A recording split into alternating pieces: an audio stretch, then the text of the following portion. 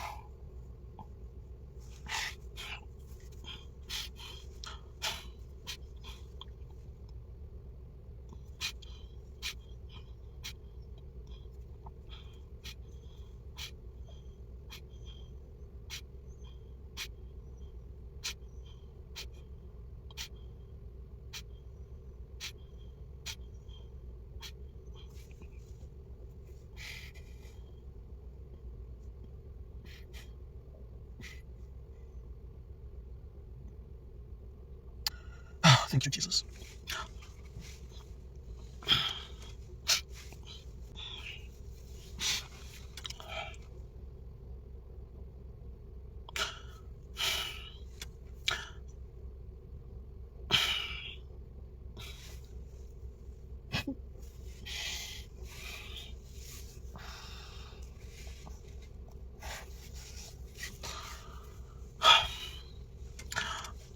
Aswera bwanji amalawi anzanga madzulo ano.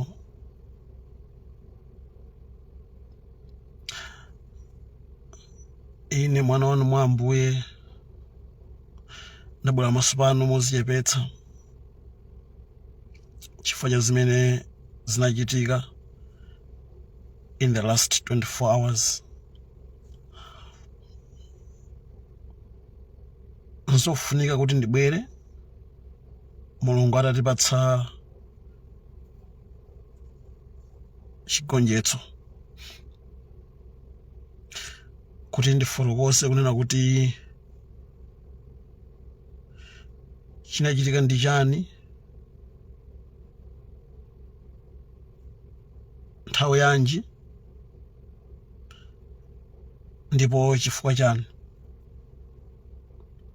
Poyambirira ndithokoze nonse amene munayima nane mpemphero, kundipempherera,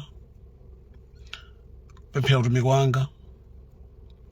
Ndithokozenso nonse amene munapereka support ya chilimbikitso ndi mapemphero ndi ma messages, ma email.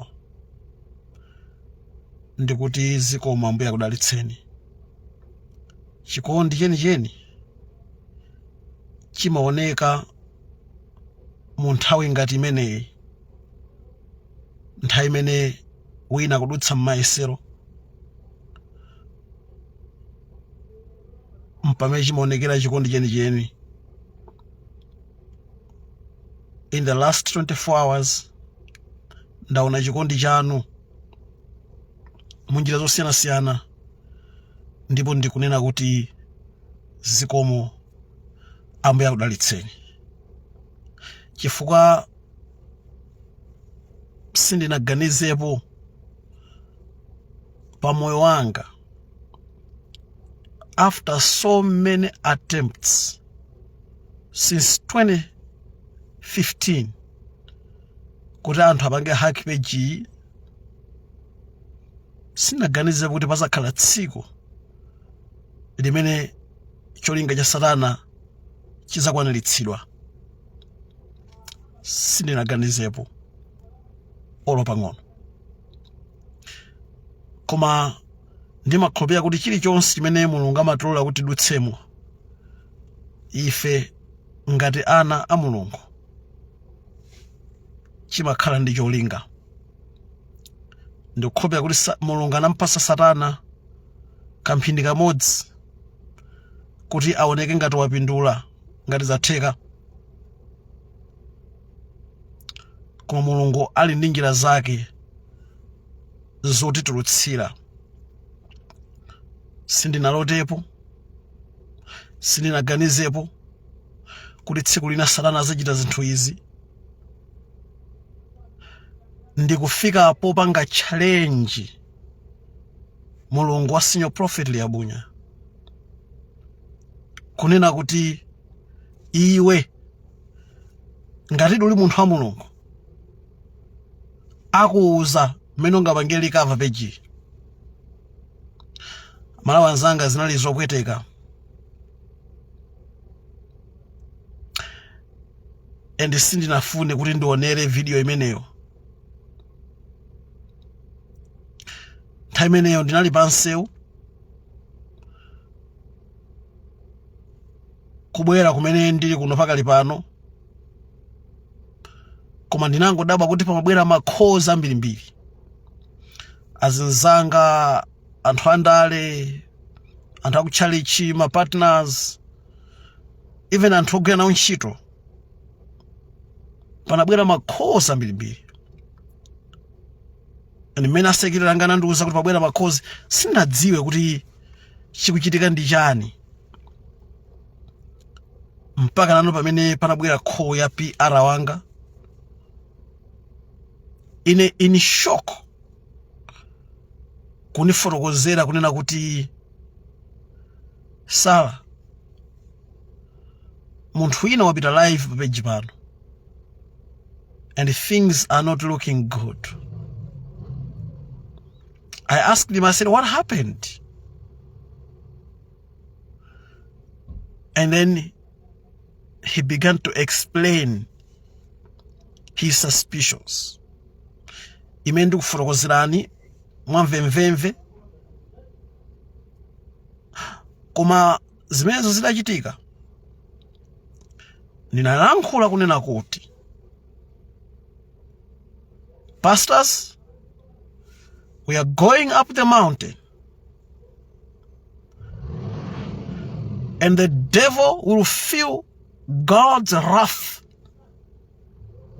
He will know and understand that we did not call ourselves, but God who is in heaven called us, separated us,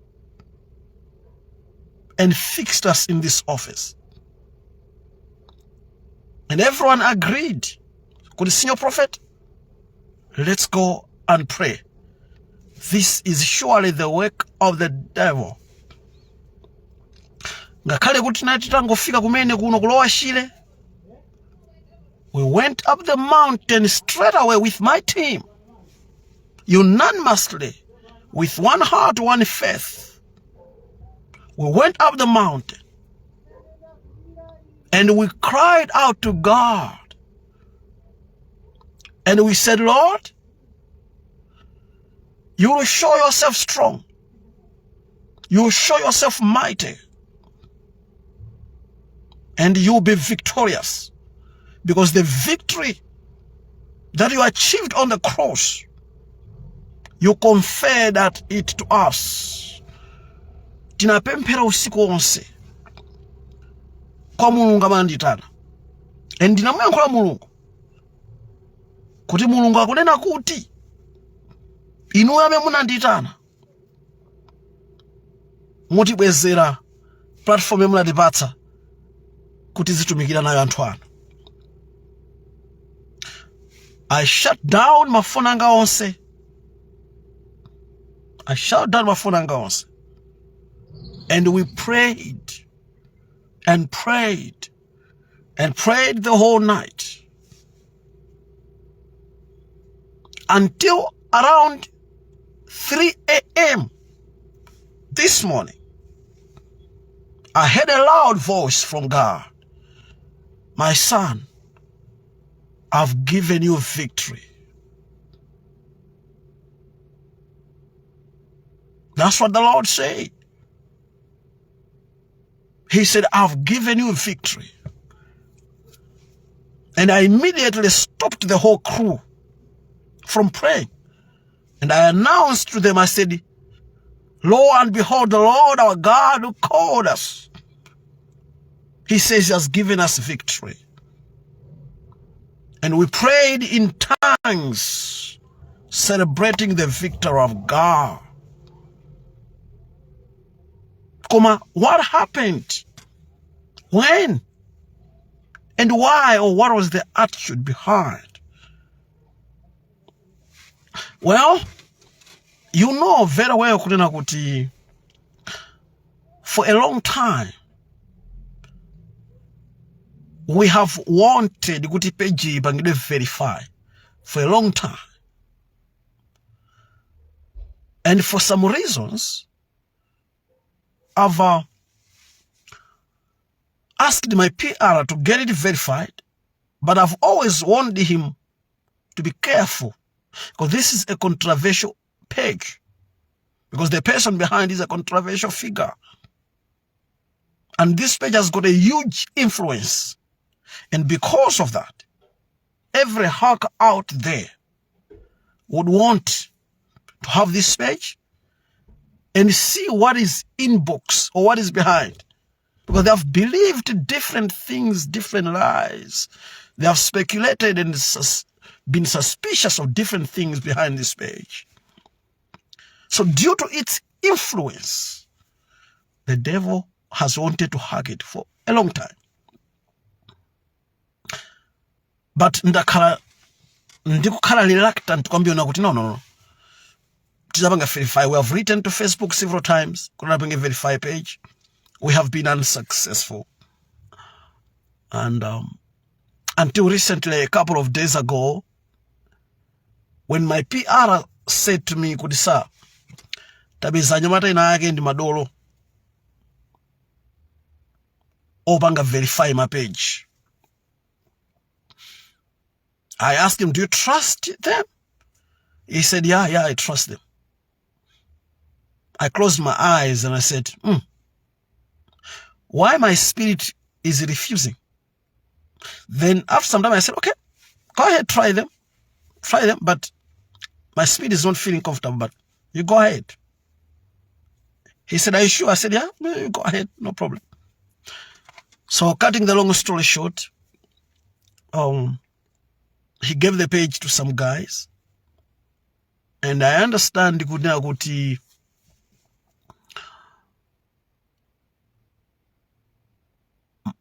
malomo apanga adi kuti akhale ma administrator with full control, akuti ananena kuti apatsa account imene amakwitsa ntchitoyo, that is ya PR wanga, apatsa account, which he did, anapatsa account. And he did not know kuna kuti there were some guys behind. He did not know kuti it was orchestrated. But then after he gave them, I understand now kuti enough some details ena kupanga disconnect kujoka kuma Instagram, kupanga disconnect from authenticated processes, kufunsa password ya email. So yeah, that's what happened. And I was not there. I was not aware. My PR was handling the whole thing. So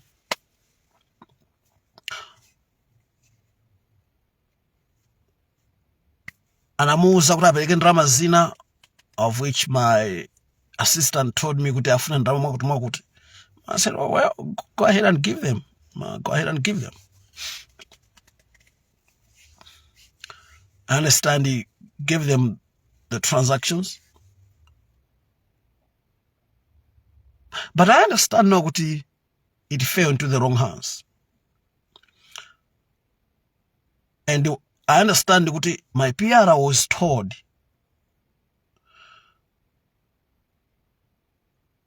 now kuti page banga disappear for amatika 24-48 hours, and then ikamaza bangaso appear izakhala kuti ili verified. So I said, oh, okay, my page just banga verify banga disappear. I said, okay. So I was not there, as I said, I was traveling. I'm here in the Lower Shire to do the work of the Lord. But then from then on, then boom, we just got surprised. Kuti Antwena alive papeji. And it turned out kuna anthu amene alive yo ndi anthu amene Mulungu anadzudzula a couple of days ago. That's very unfortunate. However, when this was happening, I got contacted from the police. I got contacted from my lawyer. I got contacted from, Makra, got contacted many people. I even got offers. I understand.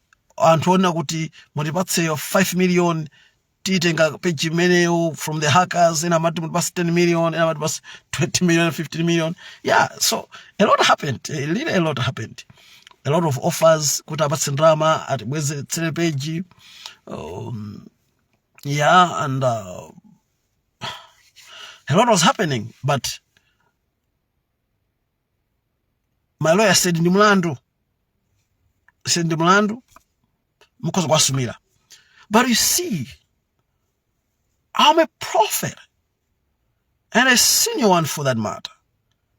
So I operate with a different set of rules. So I said, no. When we are suing nobody, unless God instructs so. I said, we are not asking for anyone, nobody's assistance. We're not asking for any help. I refused any help that came, because I believe in the Lord my God. The Bible says, they that trust in the Lord shall not be put to shame, but they shall stand strong and do exploits. So I believed in God. I refused any earthly help. I refused. I said, we are going to pray when we're going to trust in God, because chimene tikuchita papeji paja ndi chifuniro cha Yehova. We are not attacking government. We are not attacking the opposition. We are simply doing the will of God. And remember, the Bible says, kuti iye Mulungu amene amankonda amanzudzula. Muzakaona Mulungu akwadzudzula president, it's because amawakonda and afuna apitilize. So Mulungu sakwadzudzula president for kuti amawapanga hate. No, he's a God of love. Mulungu amawakonda a president. So akwadzudzula. And ndipitizabe kudzudzula mopanda mantha, mopanda kutekeseka, mopanda kugwedeseka, mpaka na azachite chifuniro cha Yehova. My heart will be happy.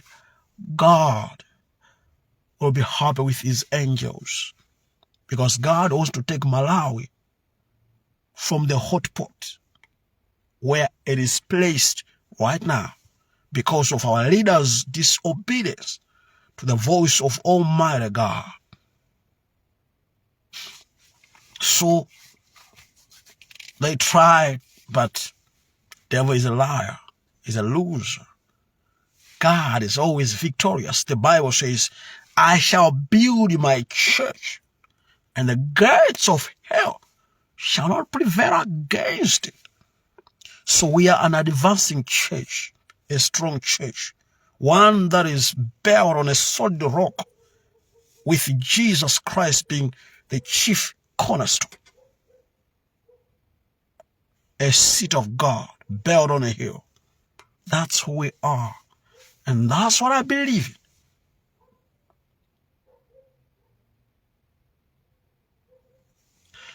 So, I don't want to hate the people that did this, because I said I've refused to take any legal action whatsoever, because I'm a man of God. I remember one day I got involved in a very terrible car accident in Lilongwe, and the other person was very wrong. When the police came and asked me if they should open a case against them and repair my vehicle, I said no. I forgave them. That's what I do. I forgive, because God is a God of love. So right now, I can tell you that I forgive the people that did this. I believe they'll not continue to do these things to other people. That is, if that's what they do. But I'm not sure. I forgive them. And I choose to move on and forget. And they must not continue doing this. They must not doing this. I may continue doing this, because that God whom they challenged, lo and behold, he has given us victory. And we are celebrating his victory. He's a good God. He loves everybody, including those that try to do this. He loves them.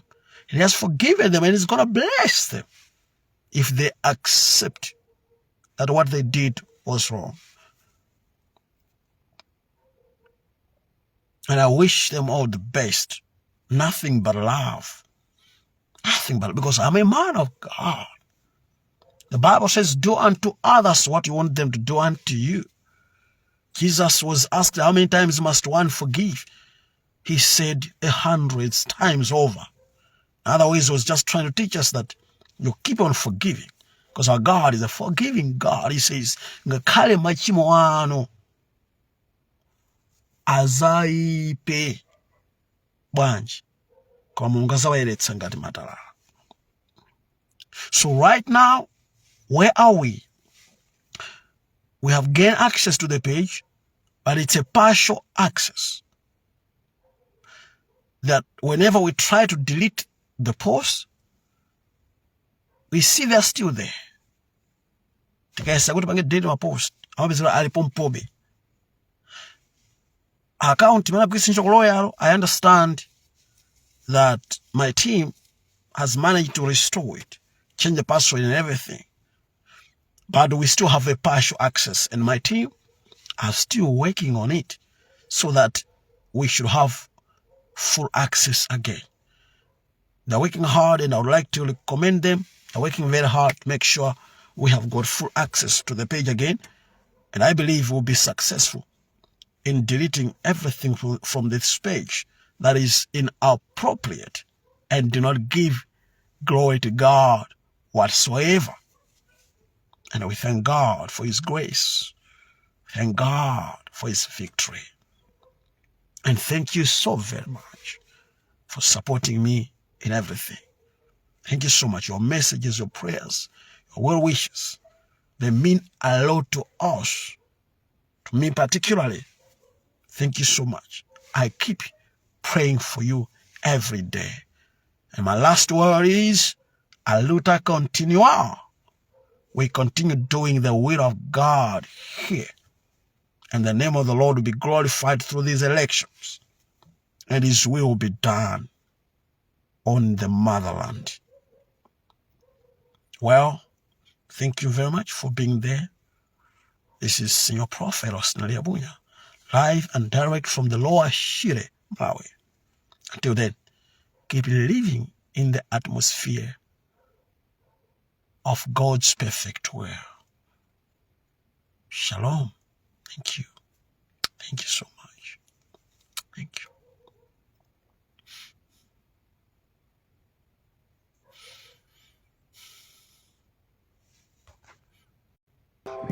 Camera.